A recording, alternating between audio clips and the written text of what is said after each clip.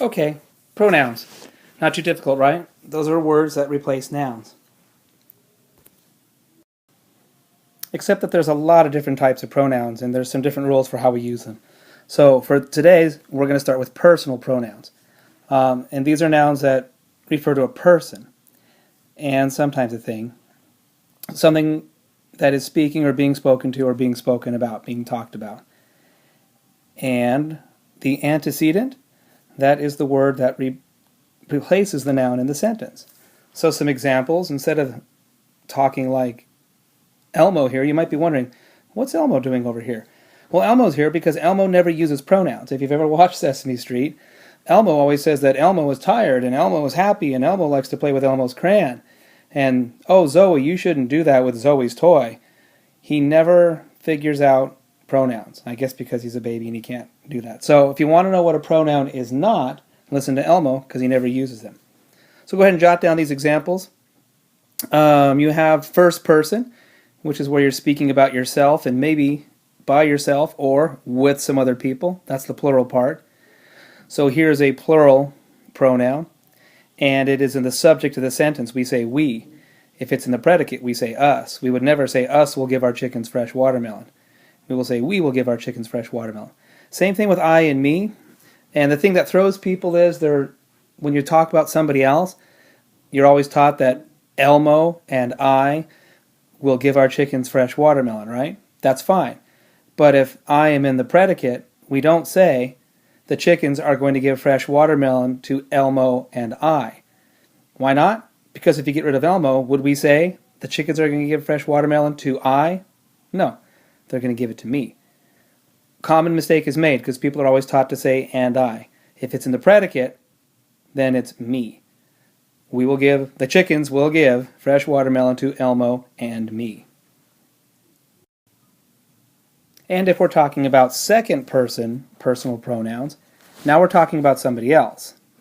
We're replacing their name with the word you or your or yours. And the odd thing about the singular and the plural is sometimes we're going to say you for one person and sometimes we're going to say you for plural. How? If I say all of you, okay? If I say get your pencil out, that could be one person. Or if I'm talking to my whole class, get your pencil out. It's also plural. In our little sentence here, you're going to see that the antecedent for you is Gru, because we're talking to Gru here, right? Bad guy. We're saying, careful, Gru, the chicken may peck at you or your children. Remember, Elmo would say, careful, Gru, the chicken may peck at Gru or Gru's children. He can't handle pronouns. All right, what are third person personal pronouns? Well, that's when we're talking about somebody else, and I'm not talking to you. I'm talking about him. I'm talking about her. He is my friend. She is my friend. Okay? That's how things work. Plural is only going to be their and theirs. Now, what's important in this one is its is the plural for it. It is singular. Its is plural. You might be asking yourself, how come it doesn't have an apostrophe S, or what's going on with that? Normally, you would want to put an apostrophe here for any word that shows possession. So it is singular. I would want to put an apostrophe to show its wings. And the problem is we also have a conjunction, or not a conjunction, a contraction called its for it is. And because both of them, by English grammar rules, get the possessive apostrophe, we would never know which one is which. Long story short, people decided that it is gets the apostrophe and the possessive its does not. So if it's time to clip its wings, that's how they get spelled. We also have the three theirs down below. These give people a lot of problems. We're probably going to do some stories, some lessons later on the three theirs and other homonyms.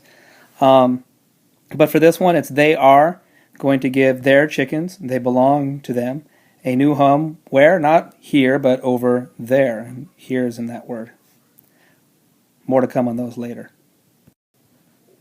All right, enough of the explanation. Let's get to the sentences, the practice. Oh, there are no sentences this time. That's cool. There are three little problems for you to do, but you don't have to copy the sentence. All they want you to do is go through the sentence and find the pronoun or pronouns, write the pronoun, and then after it, write the antecedent.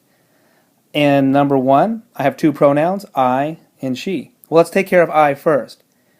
Is I replacing any word in this sentence? no, I don't think I'm grandma. Knock it off. So it's not. I would write I, and then after that I would write understood. The next part of this first sentence is she. It's the second pronoun. Now she is replacing grandma. So I would write she, comma, and then grandma. All right? Go ahead, do 2 and 3 by yourself, and then come up with one for number 4.